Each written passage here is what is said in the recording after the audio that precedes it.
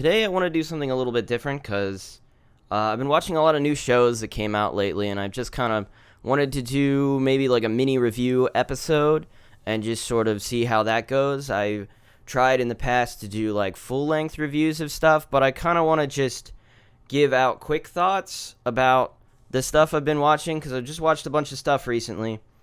And so, yeah, I'm going to try to keep it as brief as possible, and we're going to talk about 4 or so different things, some TV shows, one of them's a movie.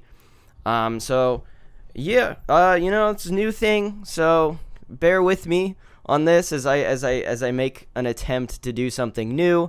It may not be great, but I'm going to try my best. So the first thing I want to talk about is a movie called Disenchanted. It's a sequel to a movie that came out in 2007, a movie called Enchanted, obviously. Before watching this, I decided to watch the movie Enchanted for the very first time. I'd never seen it before. So it kind of begs the question, well, why did I care about this movie? I don't know. It's just Disney Plus has been putting a bunch of stuff on there. Like there's a new Willow show. There's a new National Treasure show. There's the Santa Clauses, which I'm going to talk about in a little bit because that one's actually finished now. And then I saw Disenchanted, and I'm like, that's kind of in the same vein of like taking a movie from like the 2000s and making some sort of sequel. At first, I thought it was a show, like a TV show, but no, it's a full-length movie, and it's actually longer than the original film. And I think what I should start with by saying is I think the original Enchanted is not really that great a movie. Like I said, I just watched it for the first time right before I watched Disenchanted. And all I remember about this movie was the commercials, and it made it look like a really interesting concept. Basically, the idea is you take a Disney princess, like a very stereotypical, condensed. It's kind of a combination of, I think, Cinderella and like Snow White. I think it leans more towards Snow White, in that she has there's this evil witch that tries to give her poison apples. And she sings, and the forest animals come in and like clean the thing. It's very Snow White, but I feel like it doesn't really reach its full potential as something because there is that sort of over stereotyping, and I feel like there's a clash between like how her world exists and how she exists. Like she does stuff in the real world. Basically, the plot is that she gets pushed into the real world, into New York City. And so it's I guess kind of a fish out of water situation, except that she's just weird because she's like a cartoon character. And so she does things like start singing in this like New York apartment. Obviously the character's name is Giselle, which is a bizarre name, and she's played by Amy Adams, which is an interesting choice for a pseudo-musical. I'll call it a pseudo-musical because I really think it only has like 3 songs in it, and they're not really that great. And Amy Adams, of course, is not a singer. Now, one thing I think I need to note here is very important about Disenchanted is in Disenchanted, the best musical number that they have. Disenchanted is more of a musical where they have far more elaborate dance number or elaborate songs and choreographed routines. And I didn't realize this because I'm not good at recognizing actors or actresses generally. I'm not like kind of a movie buff generally, but a plot point in the first Enchanted is that the real world guy living in New York City with a daughter, played by Patrick Dempsey, which I literally just looked up. I've got the cast on my screen over here because like I said, don't know actors. But his name is Patrick Dempsey. He plays Robert Phillip. Yeah, anyways, basically, Amy Adams, who is the main character of the story, she does all the singing in this. I think she sings every song in this, although the first song, which is in an animated style, is also sort of a duet with James Marsden, who plays Prince Edward. Who is also a very cartoonish prince. But Amy Adams is not like an amazing singer. She's an actress, you know? So it's kind of weird given that they have Idina Menzel in this movie who plays the fiance of Patrick Dempsey's character. And he falls more in love with Giselle, let's say, and kind of dumps her, but it's okay because she falls in love with Prince Edward and then goes to live in the animated Disney princess world. It's very odd. But I think the biggest thing I can say, the most important thing to mention about this is Idina Menzel is in this movie, and she doesn't sing at all. In the first movie, she does not sing whatsoever. Idina Menzel, they have her in this movie, and she doesn't sing a single song, despite the fact that she is a very prolific. She's known for her singing voice, for being an incredible singer. Probably the most well-known thing she's done is that she played Elsa in Frozen. So, like, just keep that in mind, that Let It Go, that was Idina Menzel singing that song. And they don't have her sing a single song in Enchanted, which is absolutely mind-boggling to me. Probably the biggest travesty of that movie. And in Disenchanted, they try to make up for it a little bit by having her have a song, but the whole song is in the animated world, so it's animated. And I have to say, the animation, it being a Disney movie, I feel like the animation should be better, but unfortunately, the animation reminds me more of like a direct-to-TV like Disney sequel instead of like a, AAA Disney. Is that something people refer to with movies? AAA is more of a video game term. I'm more of a gamer, as you can tell. But it's like a Disney movie, and it's a big deal sequel that they were probably... It seems like they weren't banking that much on it, to be honest, because they didn't put the big bucks into it. On one hand, like I said, the animation, when it has animation, it's like they're trying. Like, I don't want to insult the animators too much, because I don't think it's their fault. I just think it's like they just didn't want to, like, pay top dollar for incredible animation. They just kind of wanted okay animation, and they tried to like do all of this cool stuff with like colors and particle effects floating through the air and all this magical stuff, but it's not gonna blow you away. You're just gonna be like, okay, that's okay. And that's the only time Idina Menzel has a song in this. And it's the greatest performance in the entire movie. And I was actually kind of blown away, because like I said, I don't know actors. But I did realize, and I looked this up after the fact, like, oh, that's who that is. That's why she was so amazing. And she, like, puts her heart and soul into singing this song. But, unfortunately, I think that's another thing they kind of didn't put enough money into, is actually making a decent musical, because every song in this is incredibly forgettable.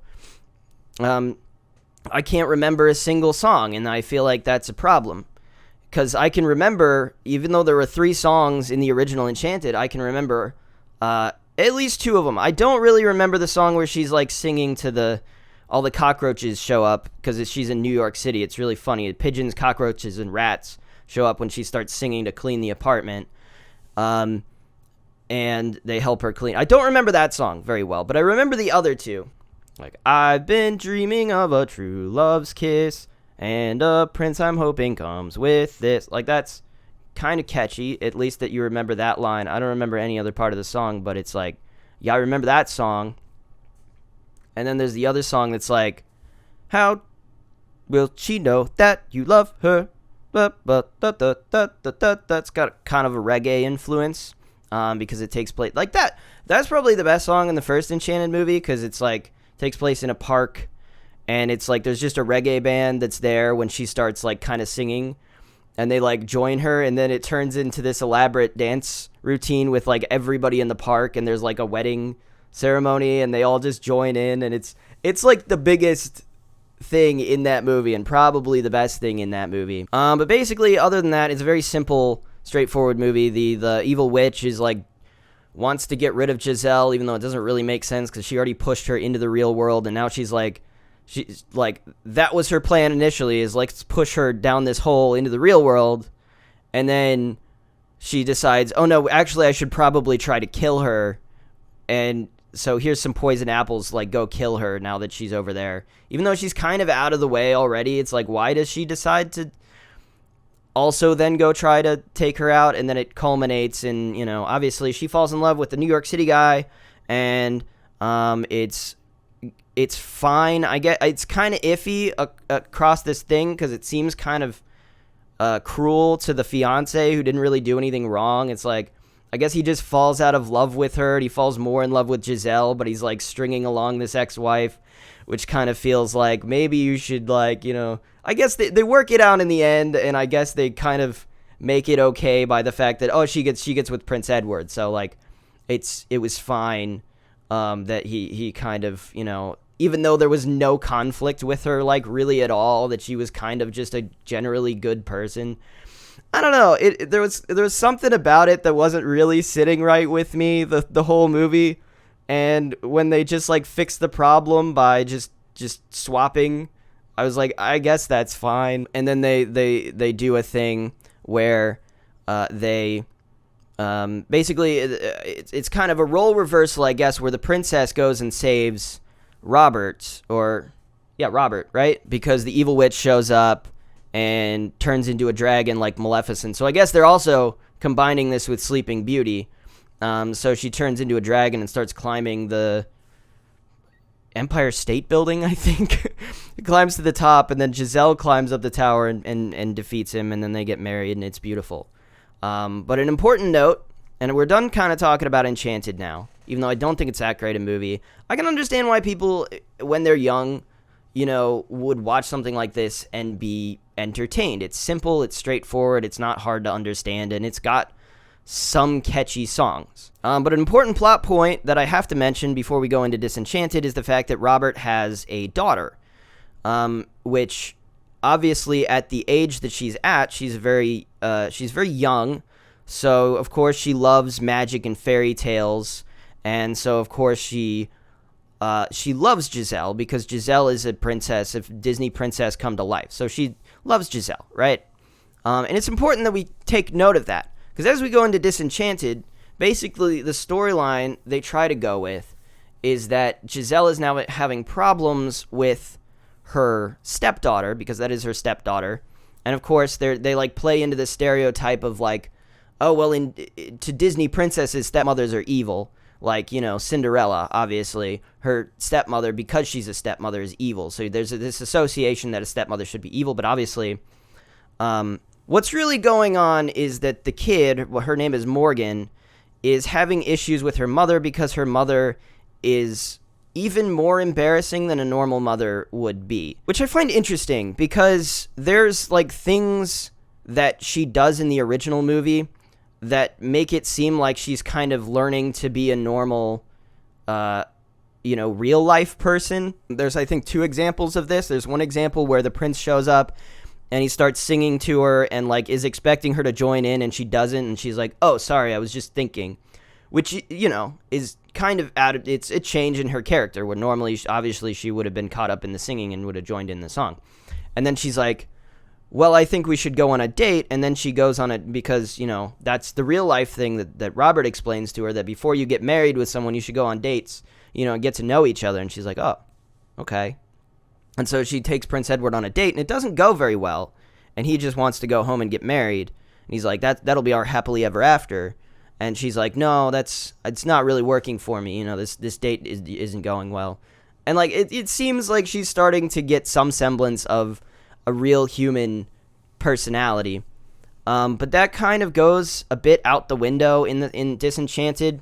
It's like she kind of retains her cartoonish nature, in that she still sings randomly all of the time, breaks out into song, and also apparently doesn't understand sarcasm. Like, she now has a teenager stepdaughter.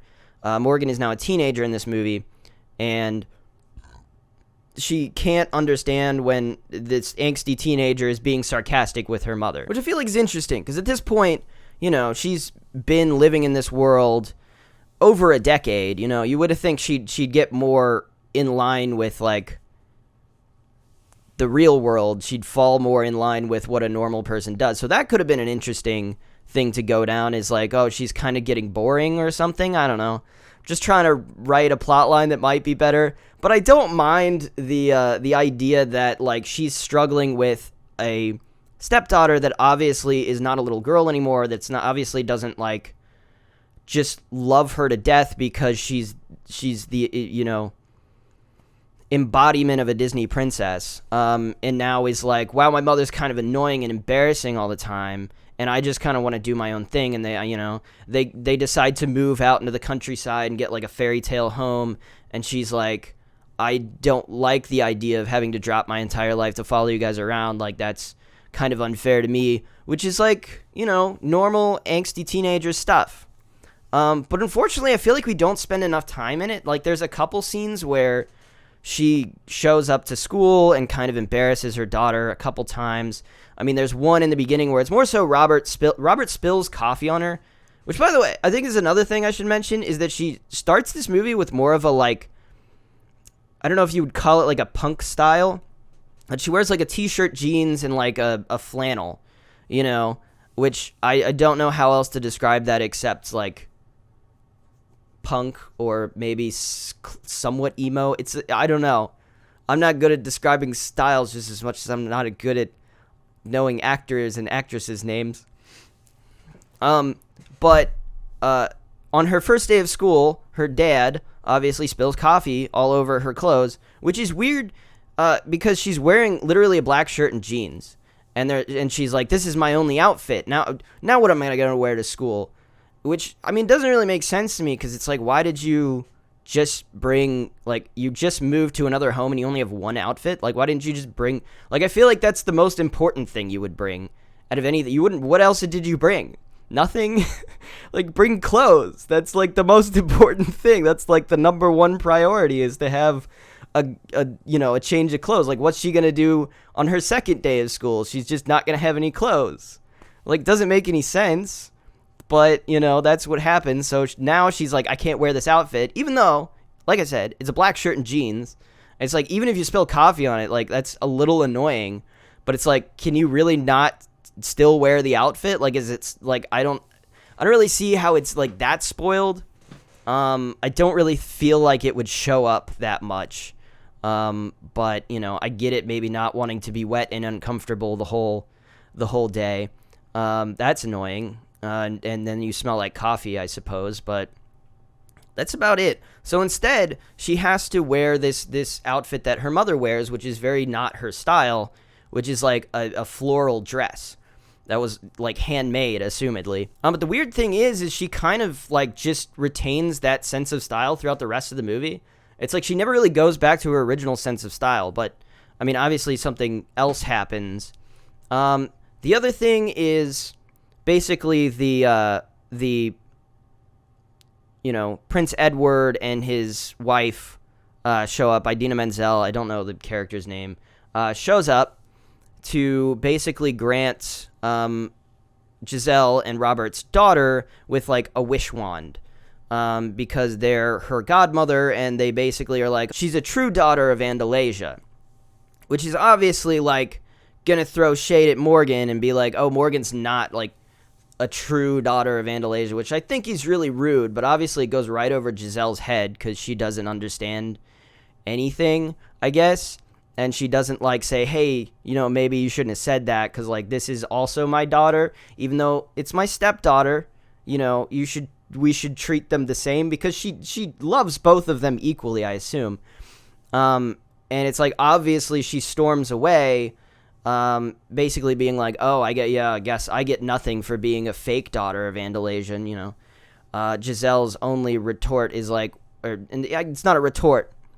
Giselle's only response is like, oh, I think she's being sarcastic, but I don't really understand. So I think the whole reason she doesn't understand sarcasm is just so that one plot point works, I guess, so that it's like not Giselle's fault, I suppose, for not understanding that would be offensive to her stepdaughter.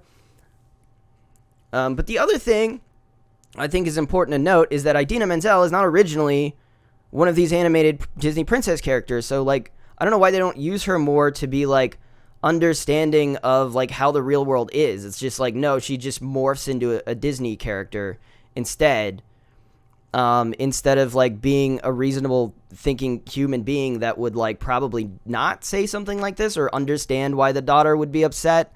that they would say and do something like this. It's just kind of weird that they don't use her that way.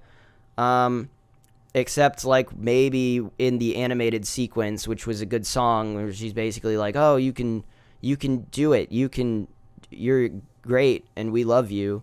And that's the whole animated song. Like I said, none of the songs in this are particularly good.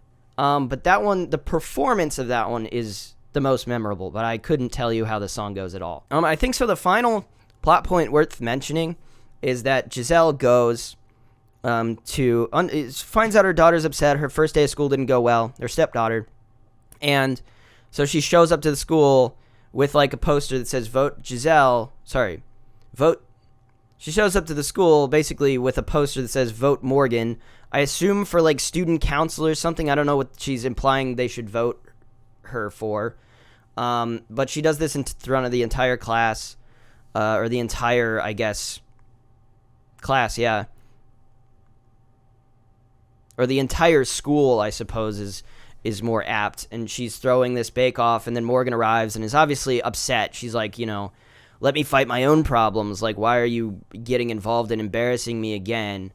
And so this is like the third time she's been embarrassed by her mother. I guess did I mention the first time was basically on her first day into school as she's walking in the door.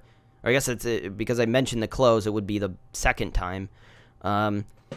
But she basically sings to her daughter as she's going in the door, and she like stops and is like obviously uncomfortable with that. So I think this is where the movie should have had its focus for like the rest of the movie, is like that's probably the best storyline that they had going on, was like, oh, the stepdaughter is obviously uncomfortable by her cartoonish mother. Like her mother's a cartoon.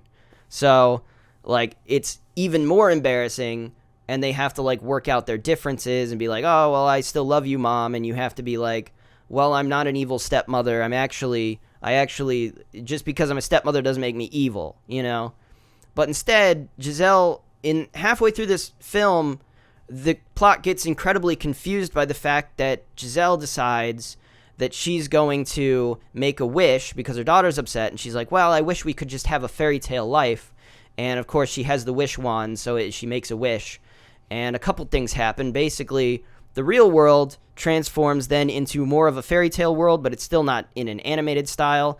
And it pulls all of the magic and power out of Andalasia. So they're like dying over there. And then there's this caveat that now that she's made this wish, this is going to be a permanent wish if it's not, reversed by midnight. And so it just confuses everything because it kind of gets in the way of the mother-daughter, conflict. Because now Morgan is more of a fairy tale, like Cinderella type character, where Giselle is like kind of, her brain kind of gets fried and she gets turned into an evil stepmother because it's a fairy tale world. So she's a stepmother, like I said, so she's evil now. But she's kind of also in her own brain, so there's confusing scenes where she's like just being mean to Morgan and like locking her in her room. But there's a point at which she is like fighting with her real self and being like, oh, Morgan, it's not me, it's the magic. And Morgan's like she's less herself. She's like a different character now. So it's like we can almost remove the whole conflict that there was before into like, no, her mother's actually evil now, instead of just being kind of embarrassing. And it almost makes everything that happened before that not really matter all that much. But Morgan is also like more of a princess, or more of a Disney princess, I suppose, in that like she sings about doing chores and stuff, and now she's like mad that people don't think of her as like a cool person. She's not fitting in. She's kind of a loser, I guess, is the plot line, which there's not really much of that in the actual movie. It's like she doesn't really interact with her classmates all that much. She walks in the door on the first day and bumps into like the high school football, king, and he's just like, he obviously like likes her right off the bat. So it's like, what struggles is she having in school? Really, it's like some of the girls are like a little rude to her, I guess, but like we don't really see that much happening at the school. It's just mostly, it shifts over to this like fairy tale thing, and then a bunch of dance numbers about how cool it is to be in a fairy tale world. And then there's like the local neighborhood ladies who have elected themselves the queen, then becomes like an actual evil queen. And Giselle is an evil stepmother trying to dethrone her. And it's like, the problem is, it's just the plotline gets so confused that by the end of it, you're just like, I don't know, like, what I should count as, like, a real conflict and what I should count as, like, well, that doesn't matter anymore. It's just like, it gets weird. In the end, they defeat the evil queen, who's basically like, she's using magic to be like, oh, well, I'm going to make this thing permanent. But they end up giving everybody more time by basically stopping the clock. So there's like they're in a clock tower, and they go and put some stuff in the gears so that the clock doesn't. And I guess that's enough of a Deus Ex Machina sort of deal to be like, oh, well, it's not actually midnight yet. So you have like a couple more minutes, but it's like kind of dumb because that's like that not how time works. You don't just stop a clock and like, oh, I stopped time. It's not really how it works. But overall, I think this movie was probably worse than the original, despite the fact that they tried to make it more of a musical, and I think it had potential to be much better. And I really think, like I said earlier, Idina Menzel, you probably should have used her more, even though I understand she's not like an important character. It's just, she's a better singer than literally anybody in the entire cast. So that's kind of a missed opportunity. I don't really recommend this movie because I do, like I said, I think it gets confused halfway through the movie, and I stopped caring, I think, at all. But yeah, I mean, I guess that's all I have to say about Disenchanted. I probably talked for a longer time about that than I meant to, so we'll move on to the next thing. The next thing I want to talk about is a show called Wednesday. I'm sure everybody's heard about this show. It was a series on Netflix that's a single season out now. This is obviously sort of a spin-off, I guess, of Addams Family. Not any particular version of the Addams Family, but this is like the Addams Family, but it focuses specifically on Wednesday, played by Jenna Ortega. Now, I think this adaptation was absolutely carried by Jenna Ortega and her absolute incredible performance, I think. Like, she does an amazing job of being Wednesday Addams, which is, she's kind of just an emo goth girl that's kind of insane, a little bit crazy, in that she doesn't really have any qualms about, doing spooky, scary things, and, being somewhat violent. And in this show actually reminded me a lot of Netflix's adaptation of Sabrina, The Chilling Adventures of Sabrina, where I felt like they had a really strong first season, but I don't know if they can really carry the concept beyond it, because I feel like Sabrina kind of had that issue where it's like the first season was great, and then it kind of just, pitter-pattered out, and it stopped being interesting because it's kind of a repeat of the same thing, So I'm hoping they can kind of continue this show and have it still be good after the first season, because I did really like it. I am going to spoil probably this a little bit, so if you haven't seen it, I'll probably try to like add, timestamps and stuff so you can kind of skip ahead. I'll guess I'll tell you when there's going to be like a spoiler, but basically this story is about a mystery that takes place. Wednesday gets moved to a private school, which is apparently the same private school that her parents went to, called Nevermore Academy. She gets kicked out of public school to avert what could be construed as an attempted murder, as she put piranhas in the pool, and apparently a dude has one of his testicles bitten off. So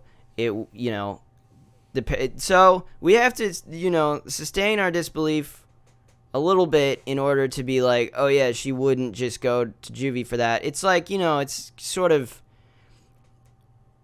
let's just move past it, because the parents are like, well, to avoid that happening, they basically send her to this other school.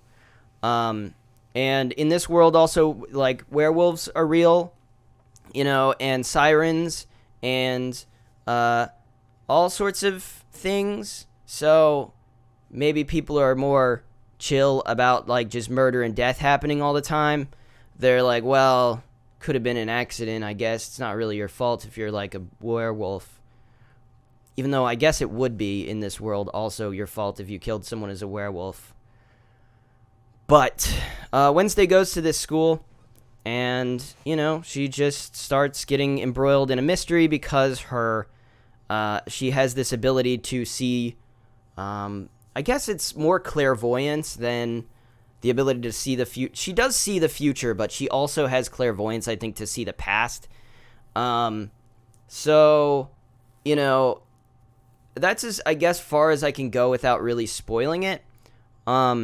But I would recommend watching this show. I think it's pretty fun, at least for the first season. There's a viral clip from the show that was her doing a dance at the school dance. And I had seen that before I watched the show, and the weird thing about it is building up to it, there really is no context. She just starts doing this dance. There's no reason for it, she has to do it because there's some reason she has to do it to convince somebody of something. She just goes to the dance and starts doing this crazy dance. And I almost think it just seems kind of manufactured to be sort of a viral clip that they can put on TikTok that everybody will be like, oh, I have to go see this. I have to watch this show now. It seems like just kind of marketing, because it's just when it happens, it feels completely out of context. It feels out of character for something she would do, because she wouldn't do this. She's very against silly, funny, fun things like this. She's very goth emo, It just doesn't really seem like something she would just do out of nowhere unless she was forced to, which is what I'm trying to say here. But yeah, this is a very character-driven show, and I think all the characters are really good. There's not a single character in this that I didn't like at all or I thought was pointless. I really liked it. A big part of this show is just how she grows and changes over the course of this, how Wednesday grows and changes over the course of this to, develop friendships and sort of, stop being so cold and sort of start leaning on people and developing friendships more, and also bond a little bit more with her family, which is really sweet. It's very warm. It gives you this warm feeling in your soul of people becoming friends. That's cool. I like that. So if you want something that just gives you a warm, toasty feeling like this, ironically, this is, I think, a good show for that. She develops a friendship with her roommate who is so much different from her, loves cute, colorful things, and is very outgoing, and, she's just they're polar opposites, but they end up clicking so well because she's just such a sweet person. It's just, I don't know, I like that a lot. I do like the relationship with the family, how she kind of hates her mother at first. This is, we're going into spoilers here. We're going into spoiler territory here, so I'm going to be more spoilery, but I probably still won't spoil the whole mystery of the thing, because I don't feel like I really need to. But the relationship with her mother changes over the course of this, where she realizes, her mother's not a bad person, that she doesn't need to be her mother or live up to the expectations set by her mother, that her mother was, amazing at this school, great at everything, kind of a legend at the school. And she realizes that, her mother's a good person deep down, and they are similar. They do have a lot of similarities. She develops a friendship with Thing is probably the only other Addams Family member that is in this for most of it.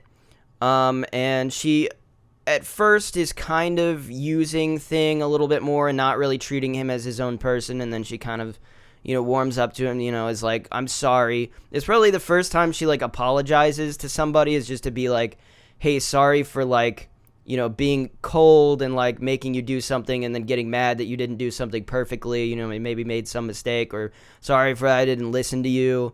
And so that's very sweet. That's kind of a a little bit of the heart of the show.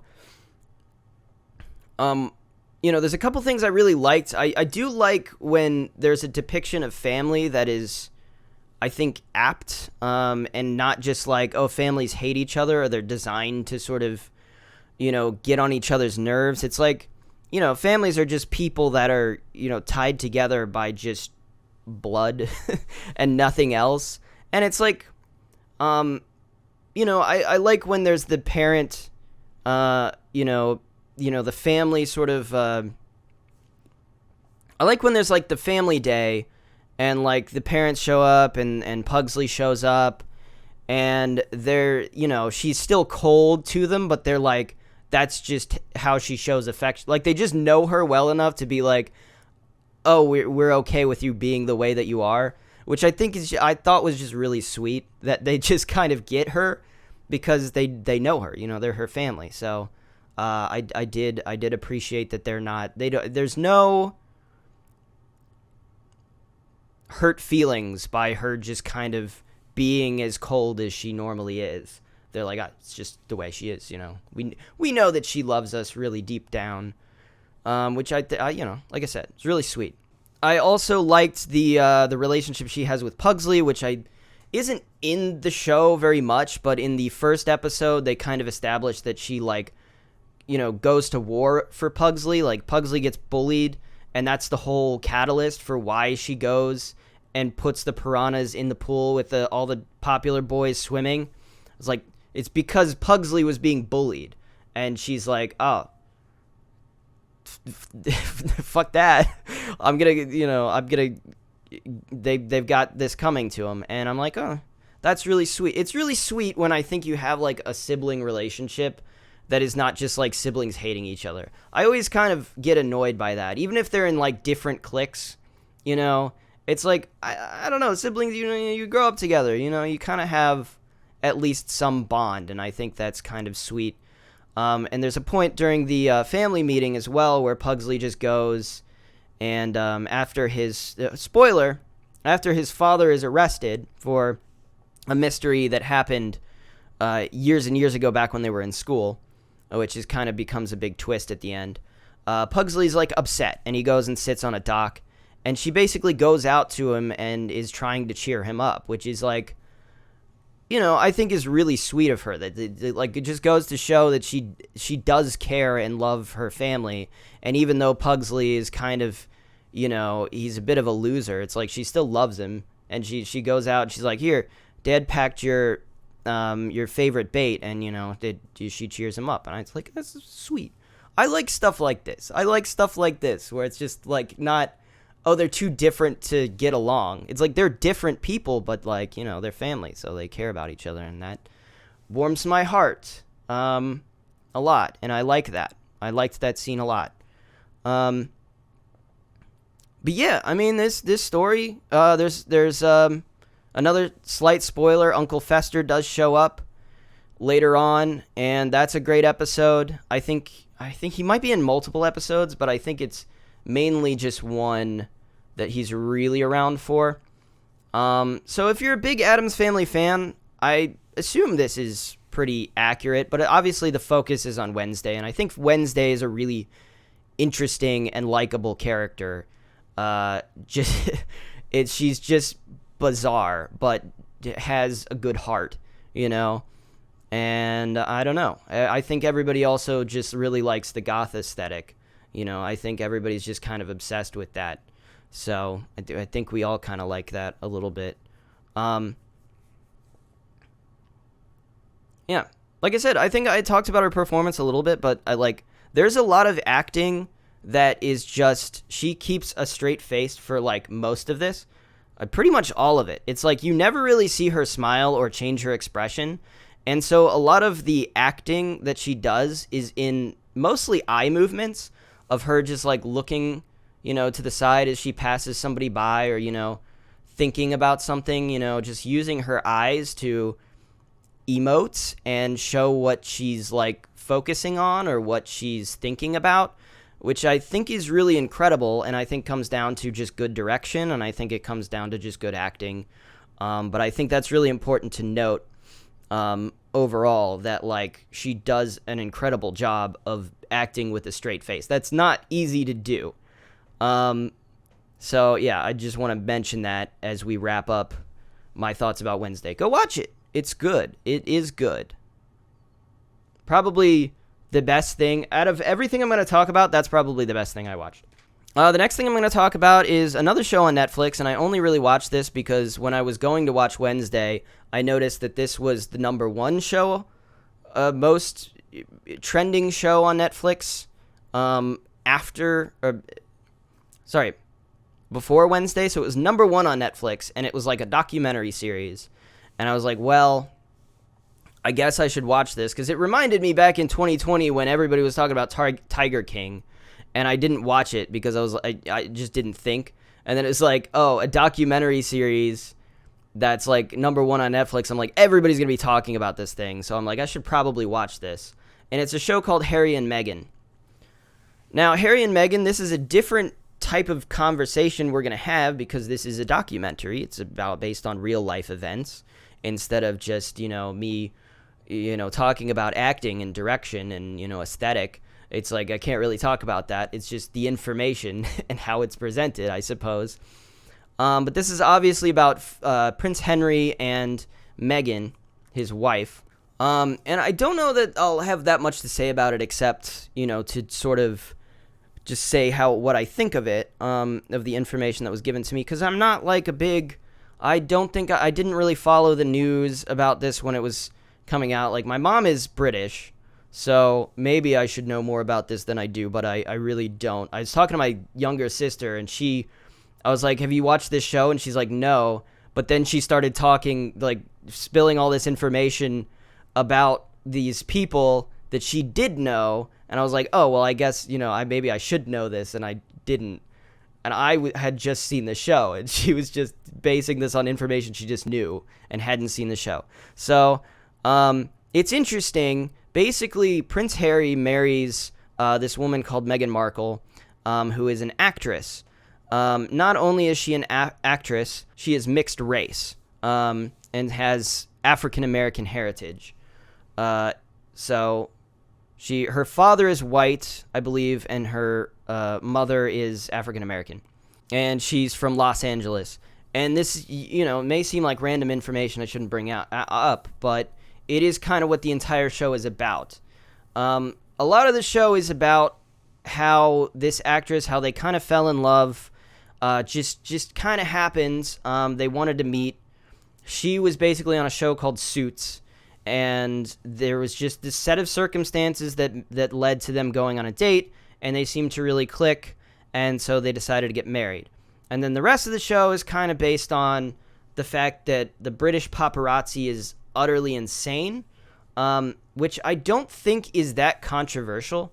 When I started watching this show, I also went on IMDb to see like how are people reviewing this, and it seems like people are tearing this show apart.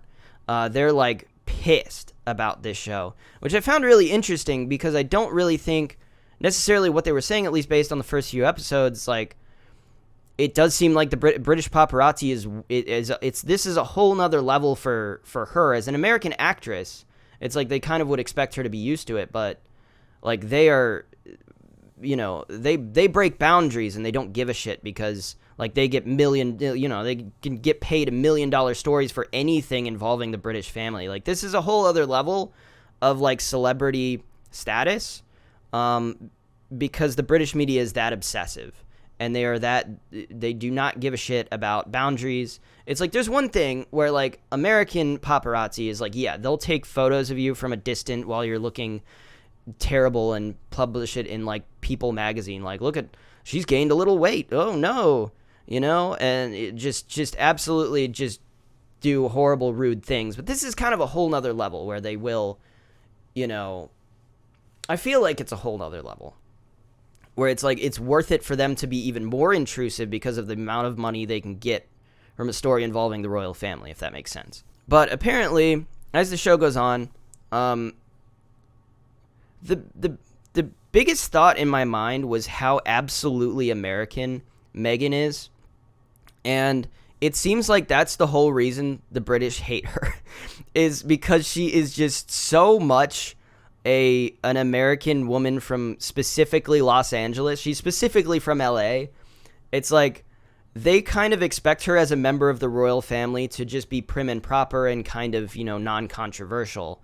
But as an American and as a person from LA, she just speaks her mind, so she goes out and starts talking about things like she talked about the Me Too movement, stuff like that on like national television. I think she had like a sit down with Oprah where she talked about stuff, and it's, the way she talks about it, it's as if she she talks about specifically being like, I didn't understand like why people were upset with me talking about stuff. I'm like, this is like, I just speak my mind. And I'm like, in my mind, I'm like, yeah, she is just a person from LA. Like, of course she's going to be incompatible with the British, who are very like closed off, and they're very like, oh no, you have to be, if you're part of the royal family, you have to be a certain way. I'm like, you can't expect a girl, like an American actress from LA, to be closed off and to be like, I'm not going to talk about anything that might even be remotely considered controversial. She's just an American. And I feel like they kind of just hate her over that. And I don't know if there's something else that she like did to like piss people off, but it seems like very minor stuff that's mostly just like, maybe she's manipulating Harry. There was an argument I saw on the IMDb that it's kind of insensitive to like release a documentary just,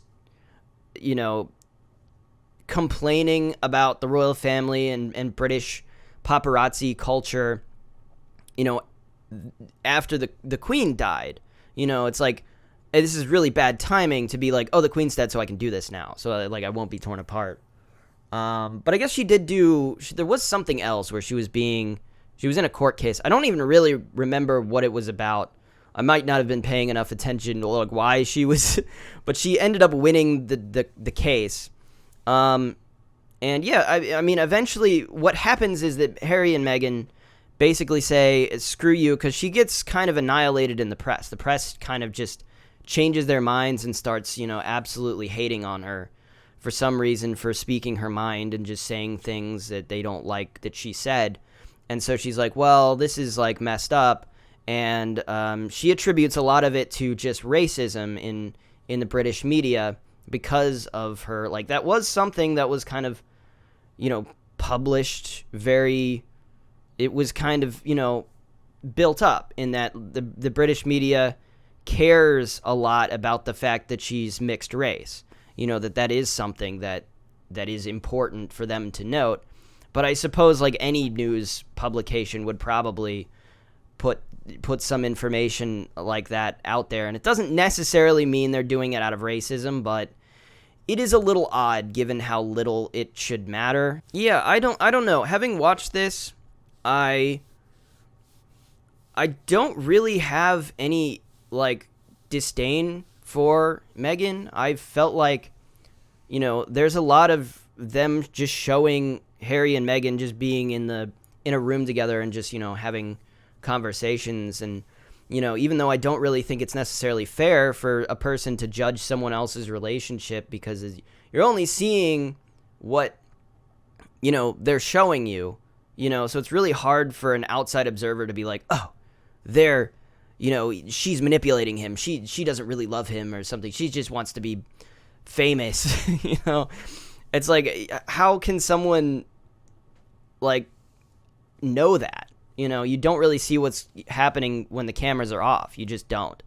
But that said, I will say that like her interactions with him on camera, I don't feel like she manipulates. I feel like she genuinely likes him. Like, there is a moment in this which I feel like is kind of telling, even though I said you shouldn't judge, shouldn't make judgments, but there is a moment where she's like talking about something, and he like, he starts to interject something, and she immediately stops and lets him speak. And I'm like, that doesn't to me like show the type of person that manipulates somebody or is just like,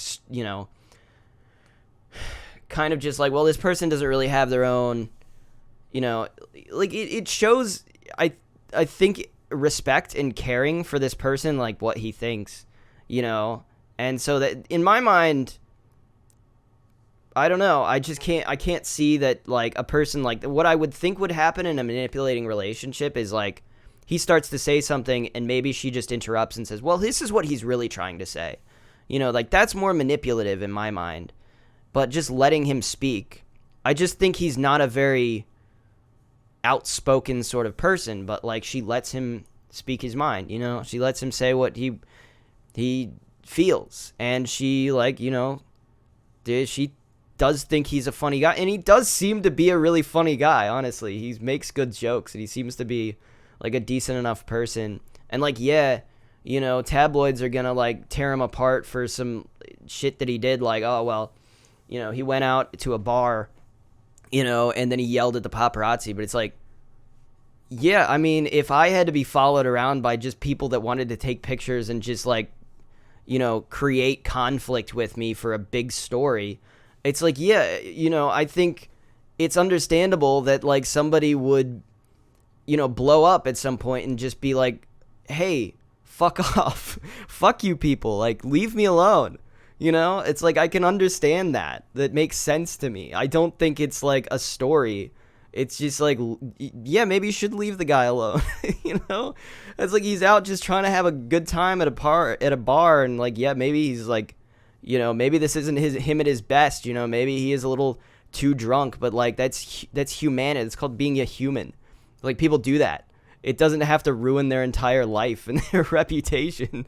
Be like, oh, well, they shouldn't raise a kid or whatever, you know, like, they're not a responsible adult. It's like, everybody does this. Every normal person does this, you know? So it's like, I don't know. And I have to go back to the fact that the only information I have about this situation is just based on what I saw in the show. And what I saw in the show didn't seem insane to me. I didn't get the feeling that they were being incredibly manipulative. But once again, I think it is important to note that, of course, it is a documentary that is basically trying to shown from their perspective. So, like, of course, there could be, you know, withheld information that makes them look worse. And it's just the nature of making a documentary that's trying to show one side of something. But from what I saw from this, I do, you know, kind of sympathize with their plight a little bit. And I feel like if they want to go to California and just hide and not be a part of the royal family bullshit, like, they should be allowed to do that. I don't really see an issue with wanting to do that. That seems like a normal, reasonable thing to do. But yeah, I mean, this conversation, or this discussion, or this explanation, I suppose, that I don't know how to describe it. This monologue that I have made about Harry and Meghan might be the most controversial one.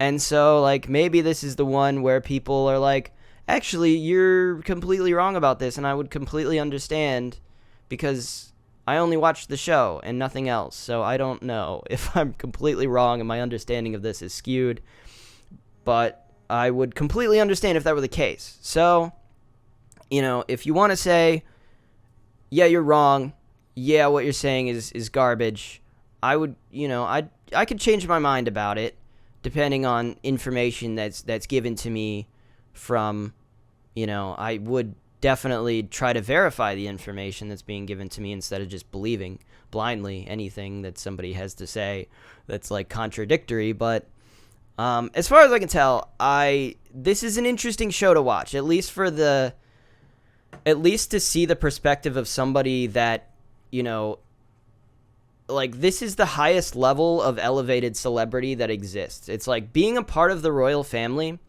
is the absolute most you're going to get followed and harassed by paparazzi.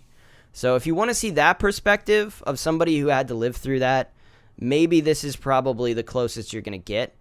Oh, I completely forgot to mention, they do use, obviously, Princess Diana is the mother of Prince Harry, and they do kind of use her story as, like, a parallel to Meghan, which I I don't know if that's the best idea, and I feel like maybe that will make people hate you more, because Princess Diana was, I think, at least from how my mom remembers her, she was kind of beloved.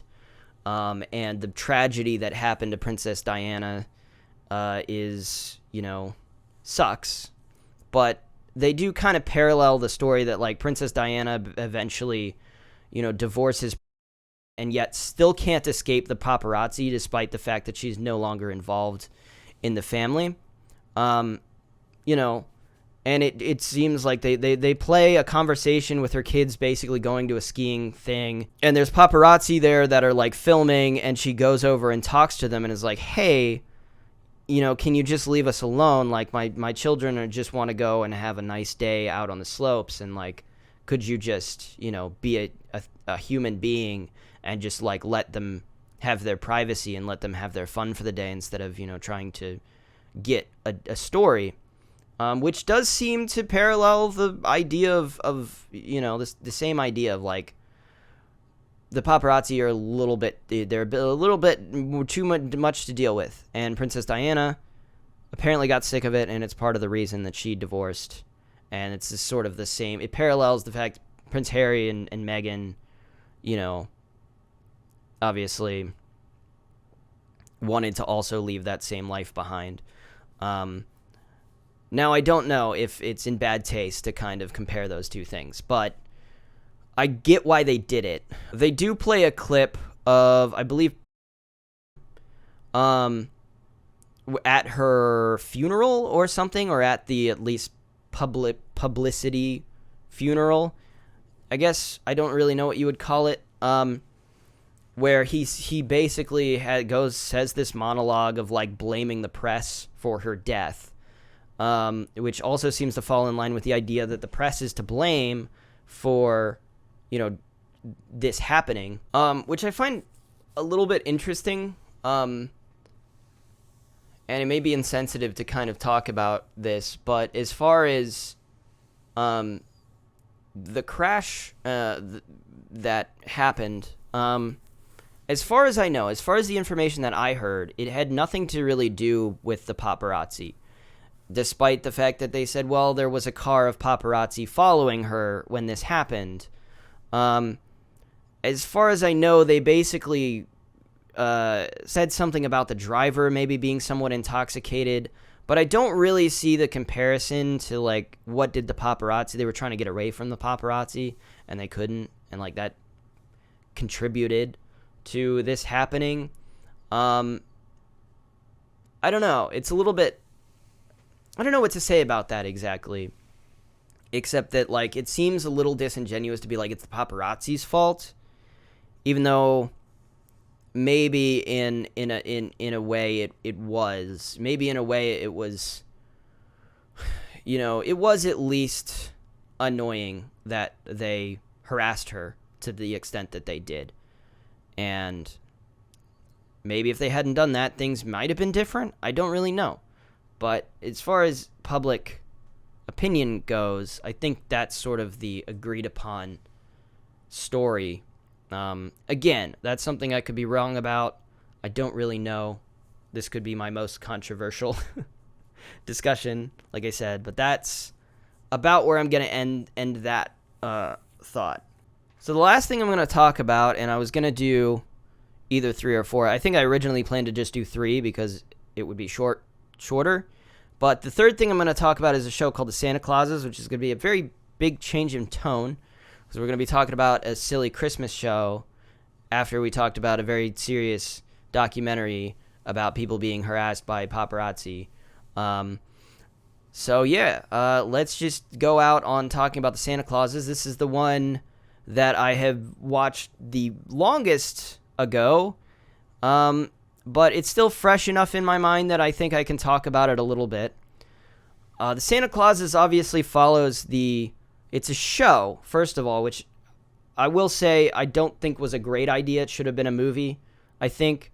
And it's a show that follows after the original set of Santa Claus films, basically the Santa Claus 2, the Santa Claus 3. There's 3. And they all star Tim Allen as Santa Claus. In the first one, he basically becomes Santa Claus due to this weird rule that if you kill Santa Claus, you become Santa Claus. That's the Santa Claus. It's called the Santa Claus. This might be confusing. The Santa Claus, which is like a point in a contract or something, like a clause. That if you kill Santa and you put on his robe, you become Santa. And so over the course of the movie, he starts morphing into Santa, and he also reconnects with his son and his estranged wife. Estranged? I don't think that's the word. I mean, I think the more appropriate term, I think estranged does work, but it's just her ex. It's just his ex-wife, and it's a pretty straightforward movie about the magic of Christmas and Santa Claus and all this stuff. The one thing I will say about this movie is it is one of those movies that doesn't really make sense on the surface, especially when it comes down to like belief in Santa Claus. Like, if you have a movie in which Santa Claus exists, it doesn't make sense that people wouldn't believe in him because he would always be leaving presents. So how do the adults in their minds justify that Santa doesn't exist if there's presents appearing that they didn't get? Like, it never made sense to me as a kid. Even as a kid, I saw right through this. It doesn't make sense. The Polar Express did this too.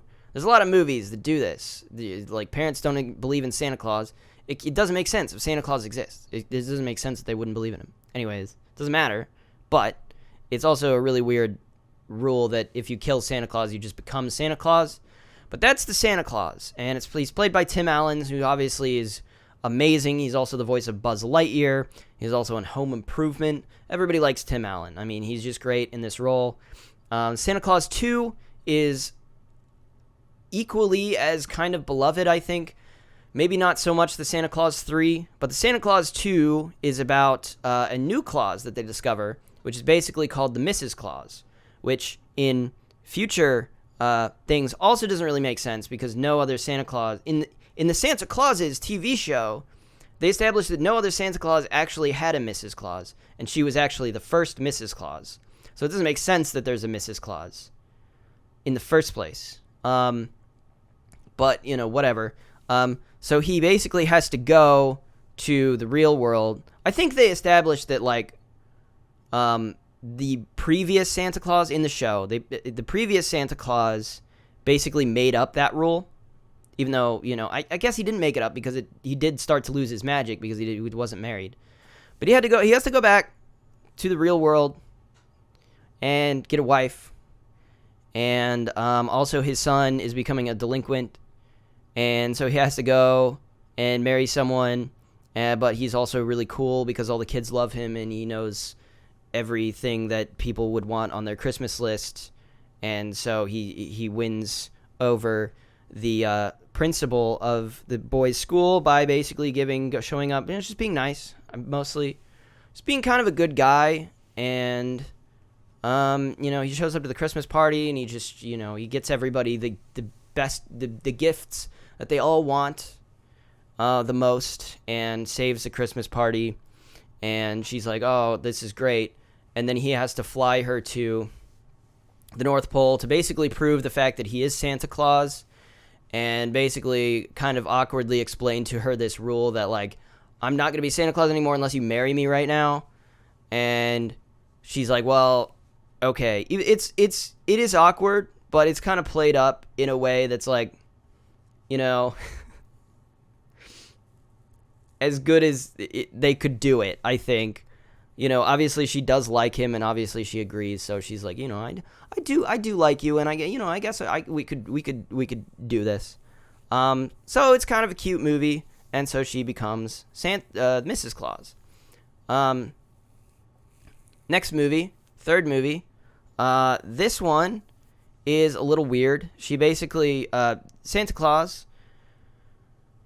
Oh, I totally forgot to mention the whole thing in Santa Claus 2 is that he makes like a robotic Santa Claus that does a really bad job and becomes evil, and he builds a bunch of nutcracker, or he There's a bunch of Nutcracker soldiers that he has that like start attacking the elves. It's a whole thing, but that happens. In the Santa Claus 3, he basically decides he's going to invite the in-laws to, Christmas, the North Pole. So the wife's parents, and has to convince them that it's not the North Pole and that it's actually this toy factory that he works at, and it's actually in Canada. So there's like this kind of lie that he's trying to keep up, that he's not really Santa Claus, but he's just really busy because it is Christmas and he is Santa Claus.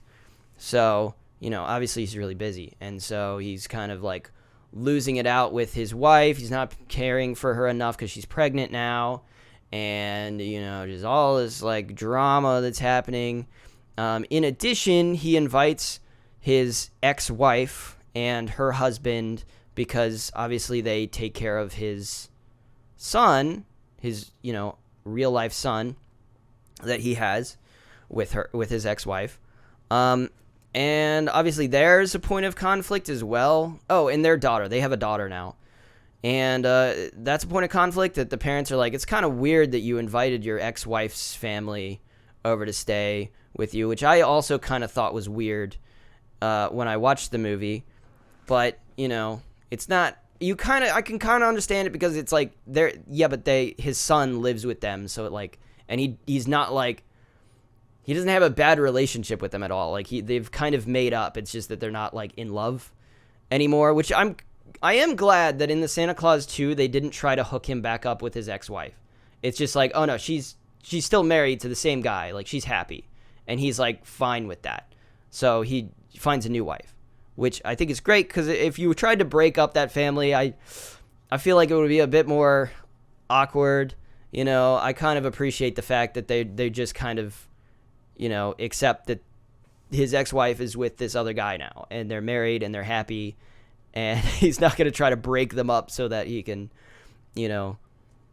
get just for this stupid rule that is dumb. But yeah, so there's that, and he's not paying enough attention to his pregnant wife because he's too busy. But then the B plot is that Jack Frost shows up. Jack Frost being played by Martin Short, who is amazing in anything that he does, almost pretty much. Jack Frost shows up and then tries to take over the role of Santa Claus by basically making Tim Allen. There's a special. This is the third clause, the escape clause, is that if he makes a wish that he doesn't want to be Santa Claus anymore, that Santa Claus then can pass over to somebody else. That's the third clause. But it happens in like the last 15 minutes of the movie that happens, so it's not really even. It just feels like kind of like, okay, we got to do this thing now, and then it resolves really quickly. Like he just goes back, records his voice, and then makes him say that he wishes he wasn't Santa Claus anymore, and then it just reverses. And I think that whole part of the story takes place in like the last 15 minutes of the movie. It's literally like 15 minutes where Jack Frost takes over, and then he just gets it back. It's like no time at all. So it's like, it almost feels like an afterthought. But that's supposed to be kind of the main plot of the movie. It's just really weird how they divided time in that way. But I think this was the last. I know this was the last Santa Claus movie. And now we can talk about the show. So in the show, the Santa Clauses Disney Plus show, it's like 8 episodes or something. Which again, I feel like it would have been better as a movie, because I don't think they needed to spread it out over 8 episodes. It's just not. It like could have been done in an hour and a half. Like let's be real. Basically, the plot is Santa Claus, Tim Allen Santa Claus, now has 2 kids, and obviously Mrs. Claus is still there. Now, Tim Allen discovers that there's another clause that basically the Santa Claus has to eventually pick a new Santa Claus to take over, or Santa Claus gets old enough he has to retire at some point. Something like that, which kind of like gets in the way of the first Santa Claus, which is like, if Santa Claus dies, somebody else just becomes Santa Claus. Why would Santa Claus have to retire? I don't know, but doesn't really. But he decides he's going to retire mostly because his 2 kids, one of which I found, Sandra, his daughter, is actually played by Tim Allen's real life daughter, which I think is important to note because she actually does a real like a great job in this. Like, she's a really good actress. I thought didn't know until I looked this up after the fact, and I was like, oh, that's an interesting bit of trivia. That's his real life daughter. Obviously, the son is not. The son is an actor, but they are both very passionate about Christmas. And they both develop special powers over the course of this. I also will put in a spoiler warning at some point. But basically, the plot of this is that Santa Claus is thinking of retiring, and he's thinking of retiring for a couple reasons. Mrs. Claus is obviously feeling a little annoyed. There's a line where she talks about, like, why don't I have a first name? And it's like, you do. Your name is Carol. And he says that to her, and she's like, yeah, but like my real name. I think what she's trying to say is, like, he's Santa Claus and she's Mrs. Claus, so like Mrs. Claus doesn't have a first name, but obviously her real life, the person that she is, her name is Carol.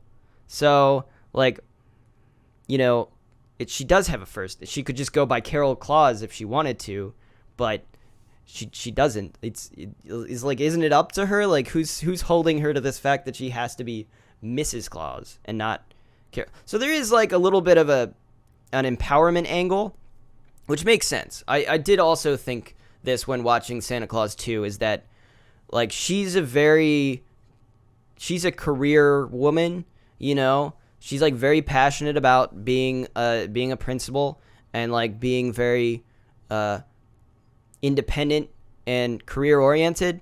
I feel like for her to like settle into a little bit of a housewife role is like just kind of not her speed. I feel like she would be this way, and it makes sense for them to take it in that direction of like, she's kind of annoyed by the fact that she's, you know, kind of portrayed, at least in you know, on like little cans and whatever Christmas media that exists.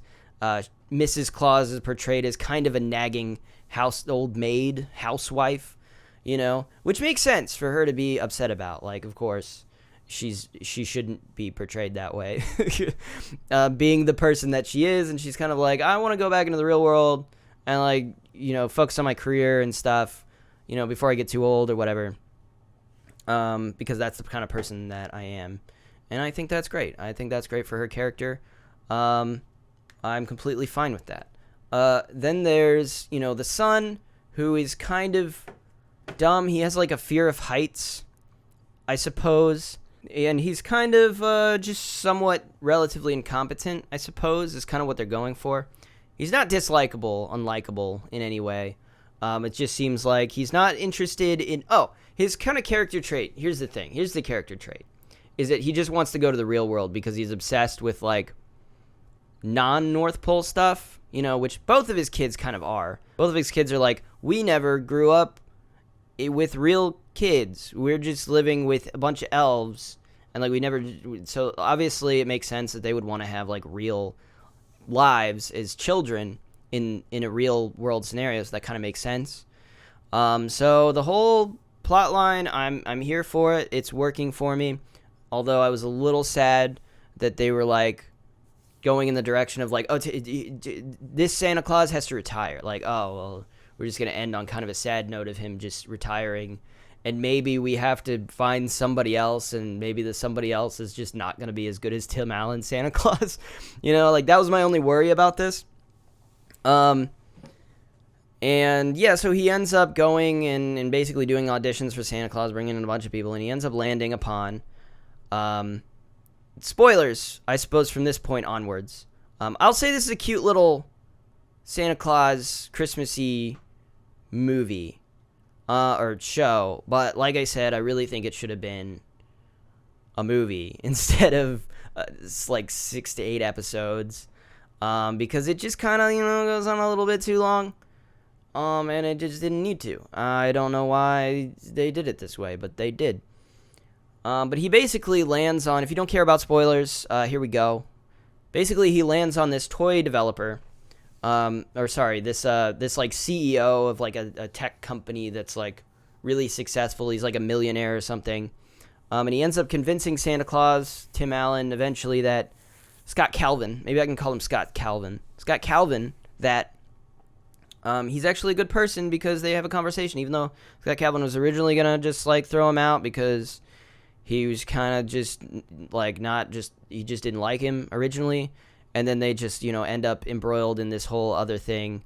And then they have a conversation, and he's like, I just want to bring joy to children everywhere. They should just be happy all the time, or something like that. He just says a bunch of nice, sweet stuff about Christmas, and he's like, maybe you are right for the job. And then he gives him the job. Except, caveat is, he never actually puts on the cloak. And because that happens, all the elves start disappearing, and Scott Calvin goes and retires in, like, California. There's a couple caveats. For one, he doesn't pick his son, his, like, new son. I guess. I don't know how else to refer to him. He's got 2 sons from different wives, but his, like, new son with his current wife, because he doesn't want to be Santa Claus. He wants to go and live, like, normal high school life, and he also has a fear of heights. So he doesn't pick him. He's like, I don't know, he's not going to want to do it. So, could he pick his daughter? I don't think he ever really tries, although that might have been an interesting plot point, is, can a woman be Santa Claus? Can a woman be Santa Claus? I don't think they really explored that concept at all. Like, could she have been Santa Claus? Would she have wanted to be Santa Claus? I don't know. But she is also kind of on the same level of, like, I'm annoyed. She talks to animals. That's, like, a power that she has. So she has the ability to talk to animals, and she's, like, so lonely that she starts talking to animals, even though most people believe that the animals aren't really talking and that she's just imagining them talking, but in reality, she actually has the power to talk to animals, so that's, like, a real thing that's happening.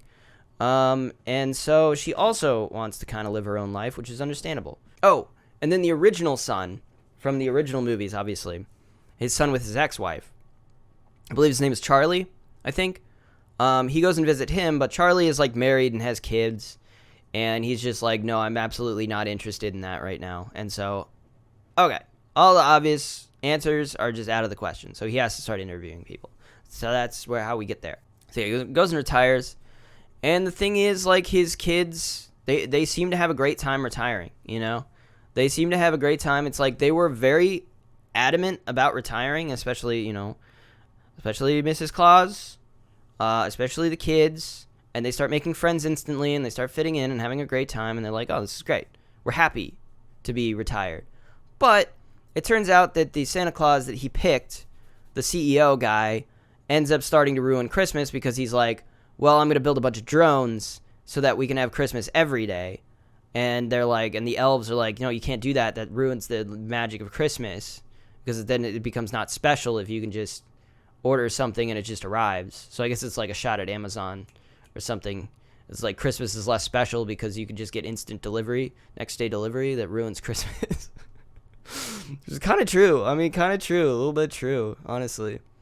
I do think he kind of gets flanderized a little bit in the fact that he just becomes like an evil CEO, and he doesn't even care that, like, the elves start disappearing to the point where he's just completely alone, and then he starts, using these, like, the evil nutcrackers to, like, enforce people to do stuff, and he's ignoring his daughter, and it's just like, it becomes a little inhuman, a little, like, crazy. Like, obviously there's a point at which you look at yourself and be like, am I the asshole in this situation?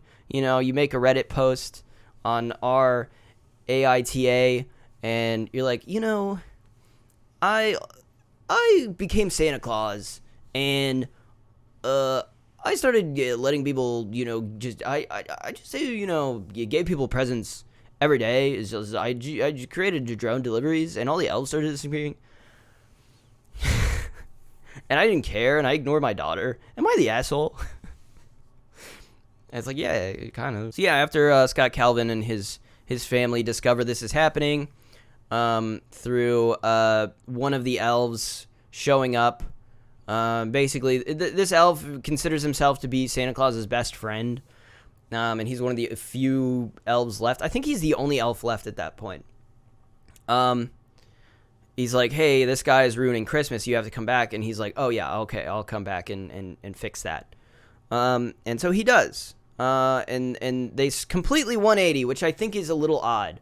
That they completely 180 on the whole idea of, like, well, his kids want to have a normal life.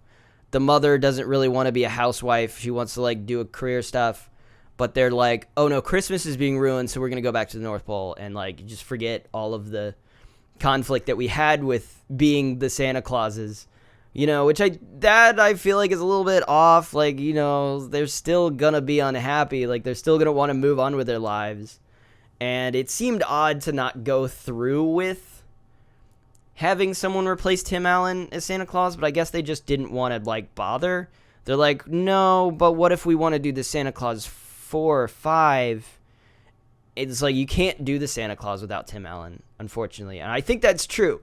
I think you can't do a Santa Claus without Tim Allen Santa Claus. You just can't. So it's like, I kind of agree with the decision not to bother. It's like, yeah.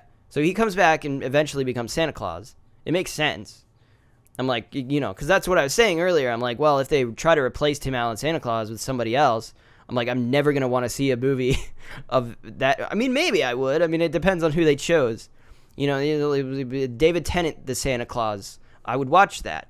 I would watch the Santa Claus with David Tennant as Santa Claus. I would watch that.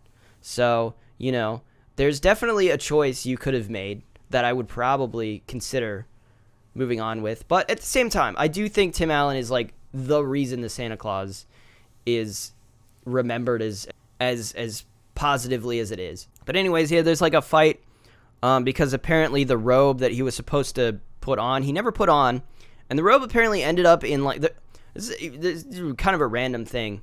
Oh, I should go back. Hold on, we'll go back.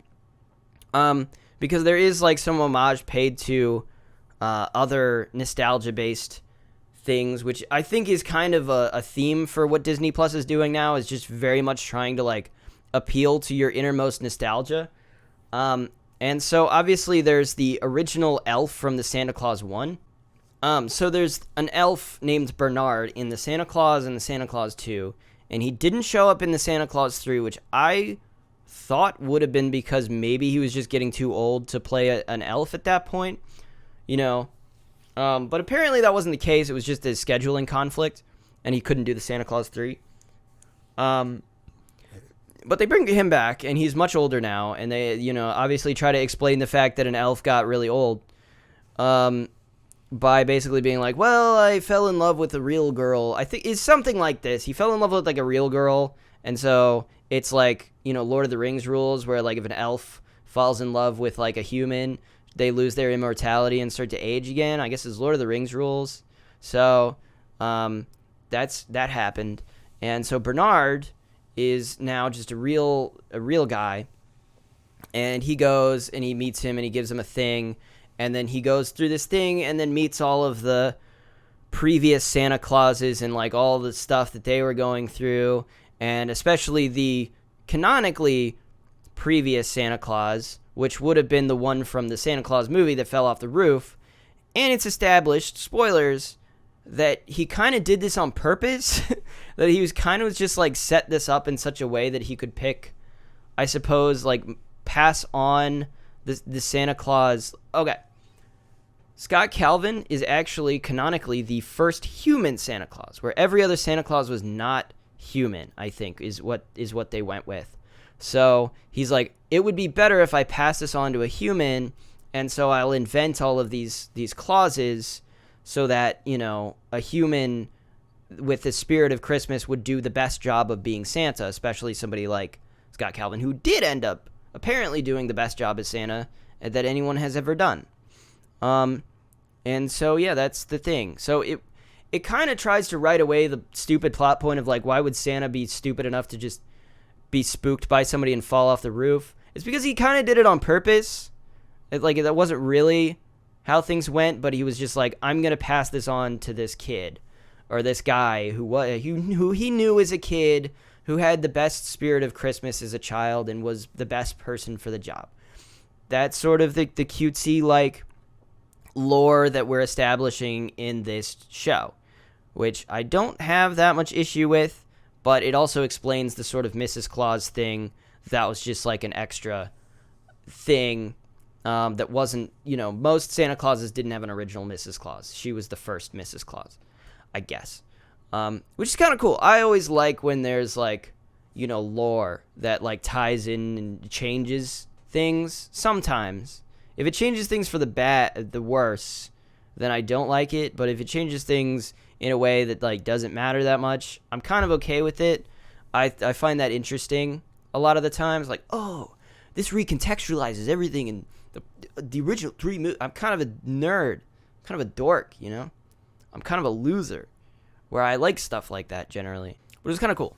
Okay, so they go back to the North Pole, and there's a witch living in the woods in the North Pole. I didn't really understand that, but like Sandra visits her like once, and she seems really nice generally. I don't know why there's a witch in the North Pole, but apparently the Santa Claus coat has like a mind of its own and like crawls to the witch's cabin, and that's where it ends up.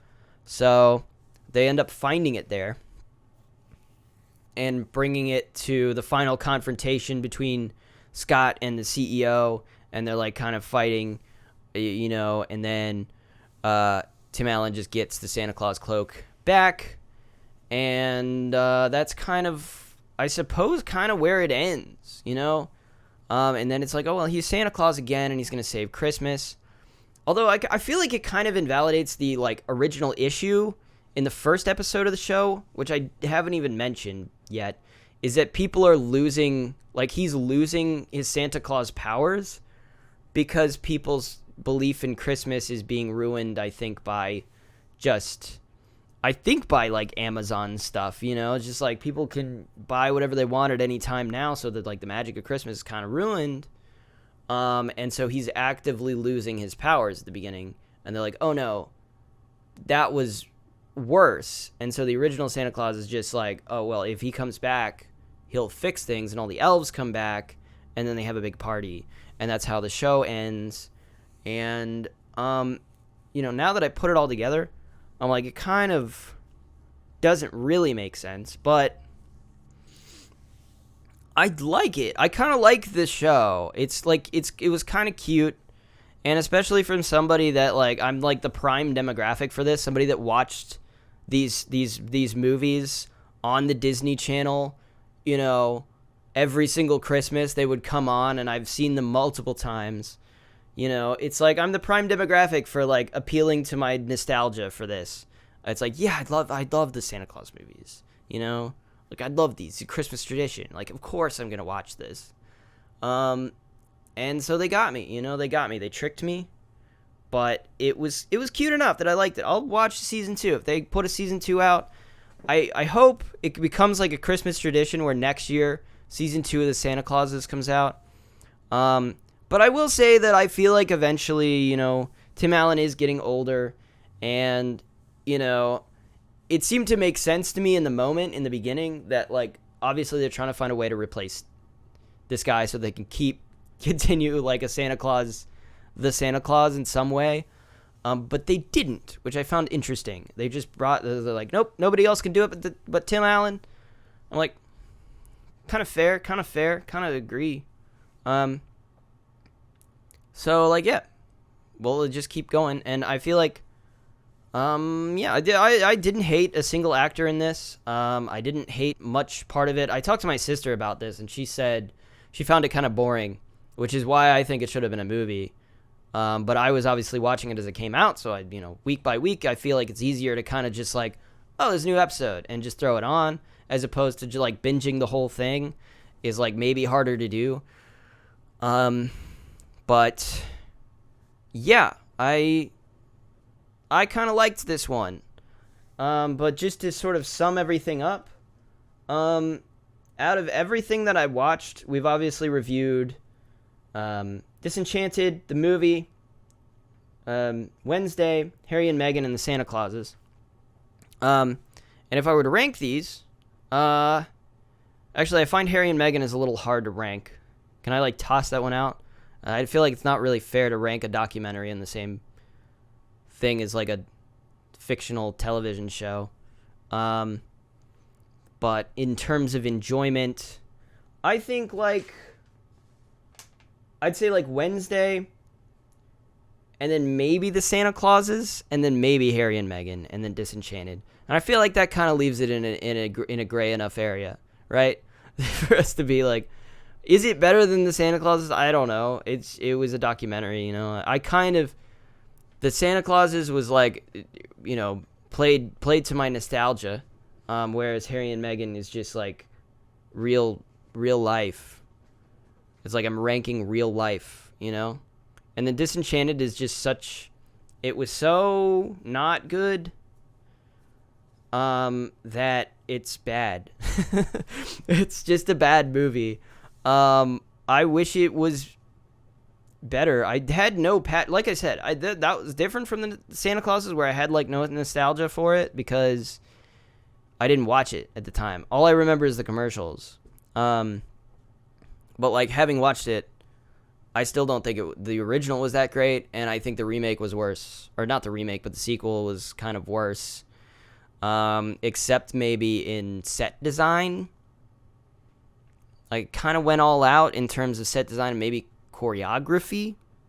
Maybe not all out, but, you know, they tried to some extent. It's just that it's just not a good movie, really. And to be worse than the original, which the original is kind of mediocre, is a bit of a problem. You definitely could have made a much better movie. You have the tools to have made a much better movie than you did. And you made a mediocre film that still didn't have enough Idina Menzel in it.